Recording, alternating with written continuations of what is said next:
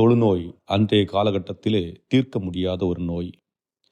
தொழுநோயால் பாதிக்கப்பட்டவர்கள் அவர்களுடைய இல்லங்களிலும் ஊர்களிலும் ஏற்றுக்கொள்ளப்பட மாட்டார்கள். அதைப்போன்று தொழுநோயால் பாதிக்கப்பட்டவர்களுக்கென்று ஒரு இடம் ஒதுக்கப்பட்டிருக்கும். அந்த இடத்தில்தான் அவர்கள் வாழ வேண்டும். காரணம், இது ஒரு தொற்று நோயாக கருதப்பட்டது.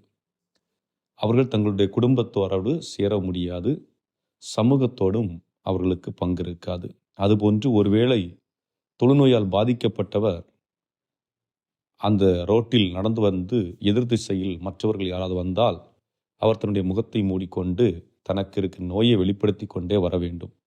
அந்த அளவிற்கு அந்த மக்கள் அடிமைப்படுத்தப்பட்டார்கள், சிறுமைப்படுத்தப்பட்டார்கள், ஒதுக்கப்பட்டார்கள், ஓரங்கட்டப்பட்டார்கள்.